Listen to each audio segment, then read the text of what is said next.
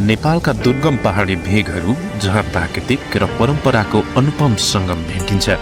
यी पहाडका खोजहरूमा एउटा यस्तो सिप जीवित छ जसले विश्व बजारमा नेपालको पहिचान बोकेको छ।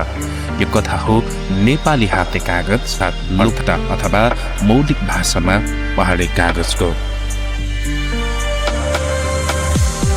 पहाडी कागज बनाउने प्रक्रियाको सुरुवात समुद्री सतहबाट 1600देखि 4000 मिटरको उचाइमा पाइने लोकताको बोटबाट सुरु हुन्छ। यसको विशेष गुण भनेको बोक्रा निकालेपछि पनि बिरुवा मर्दैन र केही वर्षमा पुनः पलाउँछ। त्यसैले यो पूर्ण रूपमा इको फ्रेन्डली छ। जङ्गलबाट ल्याइएको बोक्रालाई सफा गरिन्छ। त्यसपछि यसलाई ठुला ड्रम वा भाँडामा खरानी वा कास्टिक सोडा मिसाएर करिब 5 देखि 6 घण्टासम्म उमालिन्छ। यसले रेसाहरूलाई नरम बनाउँदछ। उमालिसकेपछि अथवा तातो पानी हालेर पालले छोपेर बफाइन्छ। यसपछि यसलाई निकालेर बोक्रा उतार्ने काम हुन्छ। निकालेर बाँकी फालेको ढाडबाट करेसाबारी बार्न वा तरकारी अथवा मटरको थाङ्ग्रा लगाउन सकिन्छ।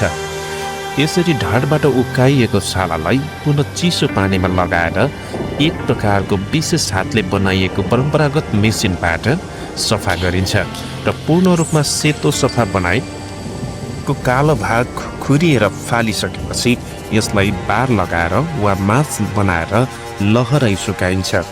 घाममा मजाले सुकिसकेपछि मुठा मुठा पारेर बाँधेर राखिन्छ। त्यसपछि पूर्ण रूपमा तयार भएको लोकतालाई चिसो पानीमा धोएर पुनः सफा गरिन्छ। त्यसपछि यसलाई काठको मुङ्रोले कुटेर वा आधुनिक बिटर मेसिनको सहयोगले लेदो तयार पारिन्छ।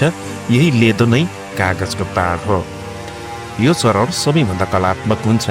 पानी भरिएको ट्याङ्कीमा लेदो मिसाइन्छ र काठको फ्रेमलाई पानीमा डुबाएर बिस्तारै उठाइन्छ। जालीमा थिग्रेको लेदोले अब बिस्तारै कागजको आकार लिन थाल्छ। ती फ्रेमहरूलाई सिधै घाममा सुकाइन्छ। घामको तापले कागजलाई कडाएर टिकाउ बनाउँछ। सुकिसकेपछि पनि बिस्तारै फ्रेमबाट कागज निकालिन्छ।